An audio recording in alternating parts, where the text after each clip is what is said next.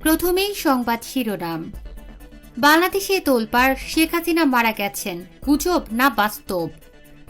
জুলাই সনদ ছাড়া নির্বাচন নয়, জামাত ইসলামের নতুন অবস্থান। বিএনপি জামাত নয়, এনসিপির নেতৃত্বে নতুন জোট গঠন।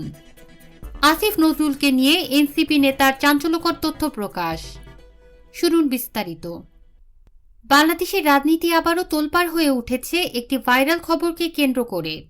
সামাজিক যোগাযোগ মাধ্যমে দাবি করা হচ্ছে সাবেক প্রধানমন্ত্রী শেখ হাসিনা মারা গেছেন, কিন্তু এই দাবির পেছনে সত্যটা আসলে কি? আমরা জানাবো শেখ হাসিনার মৃত্যু নিয়ে প্রচারিত খবরের আসল তথ্য, তার পেছনের রহস্য এবং রাজনৈতিক প্রতিক্রিয়া সম্পর্কে। তবে চলুন জেনে নেওয়া যাক। ঘটনা শুরু অক্টোবরের সেই দিকে। এনডিটিভি, প্রথম আলো, বিবিসি বাংলা এবং আনন্দবাজার পত্রিকার নামে তৈরি কিছু স্ক্রিনশট ফেসবুক ও এক্সে ভাইরাল হতে থাকে। সেখানে লেখা হয়, শেখ হাসিনা ভারতের একটি হাসপাতালে মারা গেছেন। অনেকেই ভেবেছিলেন এটি অফিসিয়াল ব্রেকিং নিউজ। দ্রুতই ছবিসহ পোস্টগুলো ভাইরাল হয়। দেখা যায় একজন বৃদ্ধা হাসপাতালে বেডে শুয়ে আছেন এবং দাবি করা হয় সেটি শেখ হাসিনার সাম্প্রতিক ছবি। হাজার হাজার মানুষ সেটি শেয়ার করতে শুরু করেন। কিন্তু কয়েক ঘন্টার মধ্যে ফ্যাক্ট চেক সংস্থা রিউমার স্ক্যানার এবং ফ্যাক্ট ওয়াচ বিষয়টি যাচাই করতে নামে। রিউমার স্ক্যানার ও ফ্যাক্ট ওয়াচ দুটি সংস্থাই রিভার্স ইমেজ সার্চ করে ছবির আসল উৎস বের করে ফেলে। তারা খুঁজে পায় ছবিটি আসলে ভারতের এক 82 বছর বয়সী নারীর, রাজ পাশরিচা নামের এক যাত্রীর, যিনি দিল্লি বিমানবন্দর থেকে বেঙ্গালুরু যাচ্ছিলেন। তিনি আগে থেকে হুইল চেয়ার বুক করেছিলেন, কিন্তু এয়ার ইন্ডিয়া সেটি সরবরাহ করতে ব্যর্থ হয়। ফলে তাকে হেঁটে যেতে হয় এবং অসুস্থ হয়ে হাসপাতালে তিনি ভর্তি হন। এই খবরটি 2025 সালের মার্চ মাসে এনডিটিভি, হিন্দুস্তান টাইমস এবং ফার্স্ট পোস্টে প্রকাশিত হয়। ভাইরাল ছবিতে দেখা নারীর মুখে শেখ হাসিনার মুখ বসিয়ে সেটিকে শেখ হাসিনার মৃত্যুর ছবি হিসেবে প্রচার করা হয়। ফ্যাক্টওয়াচ বলেছে ছবিটি বিকৃত এবং দাবিটি সম্পূর্ণ মিথ্যে। রিউমার স্ক্যানারও বলেছে শেখ হাসিনার মৃত্যু সম্পর্কিত কোনো প্রমাণ বা নির্ভরযোগ্য কোনো উৎস নেই। অর্থাৎ সামাজিক মাধ্যমে যে দাবিগুলো ছড়ানো হয়েছিল তা পুরোপুরি ভিত্তিহীন। এই নিয়ে রাজনৈতিক অঙ্গনে সৃষ্টি হয়েছে তীব্র প্রতিক্রিয়ার। এই ঘটনার পর বাংলাদেশের এবং ভারতের রাজনীতিতেও এসেছে নানা প্রতিক্রিয়া। বাংলাদেশে অন্তর্বর্তীকালীন সরকার প্রধান ডক্টর মোহাম্মদ ইউনূস মন্তব্য করেন, শেখ হাসিনার আমলে যে উন্নয়ন দেখানো হয়েছিল তা ছিল নকল অর্থনৈতিক অগ্রগতি। অন্যদিকে পশ্চিমবঙ্গের বিরোধী নেতা শুভেন্দু অধিকারী বলেছেন, শেখ হাসিনাই বাংলাদেশের বৈধ প্রধানমন্ত্রী। তিনি বর্তমান অন্তর্বর্তী সরকারের বৈধতা নিয়েও প্রশ্ন তুলেছেন। এছাড়া আওয়ামী লীগের ঘনিষ্ঠ অনেক নেতা দাবি করেছেন শেখ হাসিনার মৃত্যু নিয়ে গুজব ছড়ানো একটি পরিকল্পিত প্রচারণা, যার উদ্দেশ্য রাজনৈতিক বিশৃঙ্খলা সৃষ্টি করা। রিউমার স্ক্যানার এবং ফ্যাক্টওয়াচ জানায়, বছরের প্রথম 3 মাসে শেখ হাসিনাকে নিয়ে মিথ্যে বা বিকৃত তথ্যের সংখ্যা ছিল সবচেয়ে বেশি, যা দেখায় এই রাজনীতিক এখনও জনমতের কেন্দ্রে রয়েছেন। সবশেষে প্রশ্ন একটাই, আমরা কি যাচাই না করে তথ্য বিশ্বাস করছি? ডিপফেক ও ডিজিটাল এডিটিং এখন এমন পর্যায়ে পৌঁছেছে যে চোখে দেখা ছবিও সবসময় সত্য নয়। তাই সাংবাদিক ও ফ্যাক্ট চেক সংস্থাগুলোর পরামর্শ, কোনো তথ্য শেয়ার করার আগে উৎস যাচাই করুন। অফিসিয়াল সংবাদ মাধ্যম ছাড়া অন্য কোথাও পাওয়া তথ্যকে ব্রেকিং নিউজ হিসেবে নেবেন না এবং ভুল তথ্য প্রচারকারীদের বিরুদ্ধে আইন প্রয়োগকারী সংস্থা ব্যবস্থা নেবে।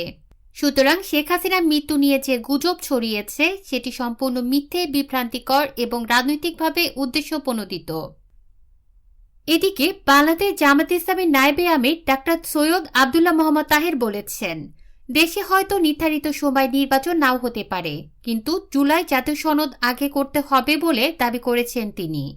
রাজধানী মগবাজারে জামাত ইসলামের কেন্দ্রীয় কার্যালয়ে এক বৈঠক শেষে ডাক্তার তাহের বলেন, জাতীয় নির্বাচন যখনই হবে বা হোক না কেন, দীর্ঘমেয়াদী ভোটার ও নির্বাচনী পরিবেশ ঠিক না হলে তা গ্রহণযোগ্য হবে না। তিনি বলেছেন, জুলাই সনদ হল একটি গুরুত্বপূর্ণ দলিল যা সবার আগে বাস্তবায়ন করতে হবে।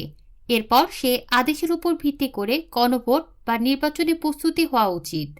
বিভিন্ন দল ইতিমধ্যে এই সনদ অনুযায়ী কার্যকর ব্যবস্থা দাবি করেছে। তিনি জানিয়েছেন, নভেম্বরের মধ্যে গণভোট হতে পারে, এর আগে নির্বাচন ভাবাই যাবে না। তিনি ভোট কেন্দ্রের নিরাপত্তা বিষয়েও জোর দিয়েছেন। সেনাবাহিনী, বিজিবি, র্যাব সহ সব বাহিনী সংস্থা নির্বাচনকালীন সময় স্থায়ীভাবে মাঠে থাকতে হবে বলে তিনি দাবি করেছেন। এ নিয়ে রাজনৈতিক দলমত বলছে, জামায়াত ইসলামী নিজেই বারবার বলেছে জুলাই সনদ গ্রহণ নিশ্চিত হওয়া ছাড়া নির্বাচন মানা হবে না। তারা দাবি করেছে সনদকে আইনগত ভিত্তিতে প্রণয়ন করা উচিত। তবে তারা নির্বাচনের ব্যাপারে পুরোদমে বিরোধী নয়। তারা বলেছেন ফেব্রুয়ারিতে নির্বাচন হতে পারে, তবে সেটি হঠাৎ করেই আয়োজন করা যাবে না। পর্যাপ্ত সংস্কার ও প্রস্তুতির পরে তা হতে হবে। অন্যদিকে দলীয় একাধিক সমালোচক বলেছেন যদিও জামায়াত ইসলামী এই বিষয়ে মুখ্য ভূমিকা নিচ্ছে, তবে তাদের সঙ্গে অন্যান্য বড় দল যেমন বাংলাদেশ জাতীয়তাবাদী দল বিএনপি বা অন্য দলগুলোর অবস্থান একটু ভিন্ন।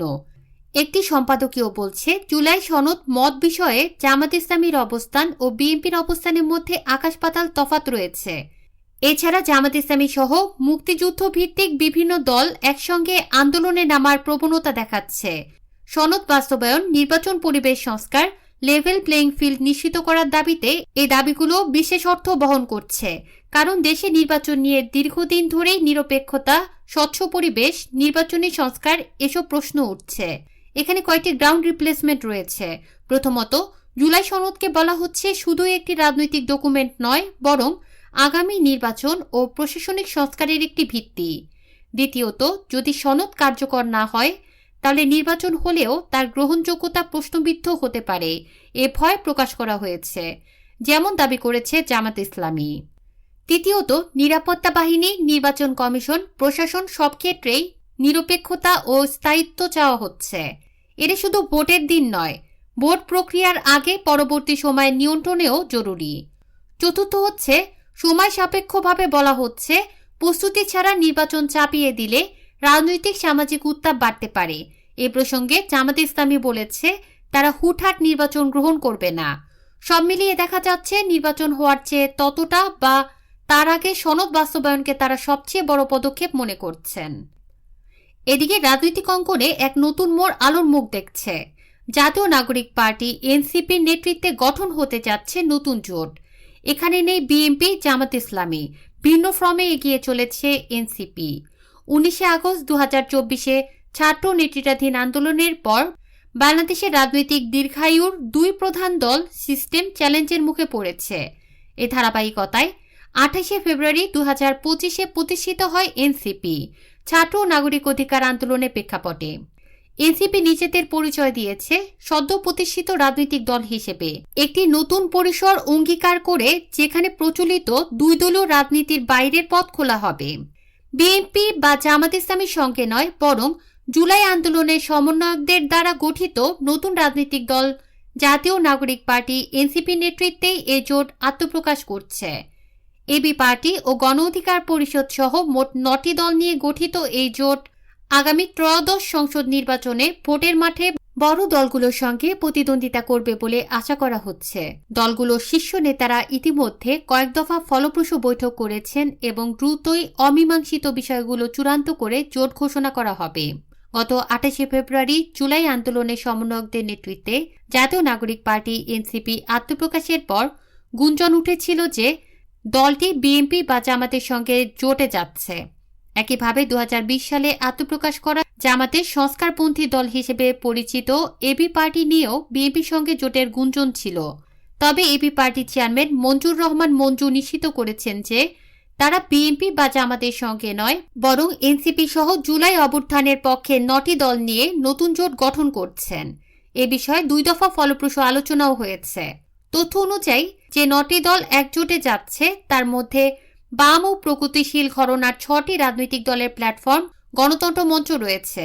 দলগুলো হলো নাগরিক ঐক্য, গণসংহতি আন্দোলন, রাষ্ট্র সংস্কার আন্দোলন, বিপ্লবী ওয়ার্কার্স পার্টি, ভাসানী জনশক্তি পার্টি এবং জেএসটি।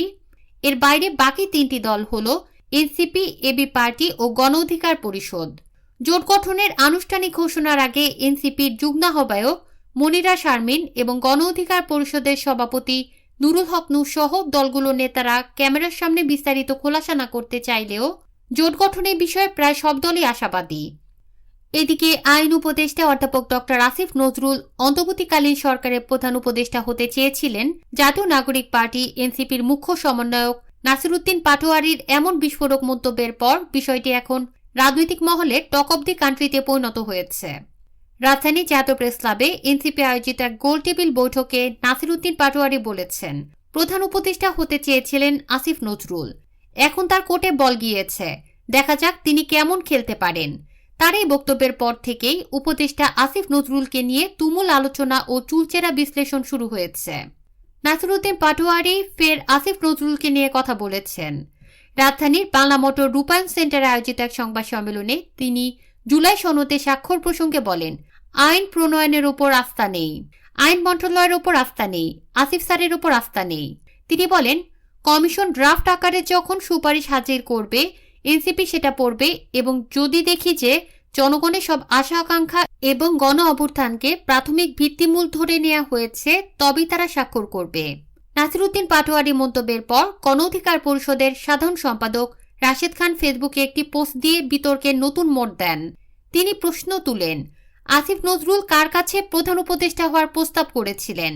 এ বিষয়টি নিয়ে রাজনৈতিক দলগুলোর নেতাদের মধ্যে বাহাস চললেও আইন উপদেষ্টা আসিফ নজরুল এবং সরকারের তরফ থেকে এখন পর্যন্ত কোনো মন্তব্য করা হয়নি। নতুন নতুন খবর পেতে আমাদের চ্যানেলটি সাবস্ক্রাইব করে ভিডিওটি লাইক দিয়ে আমাদের সঙ্গেই থাকুন। ধন্যবাদ।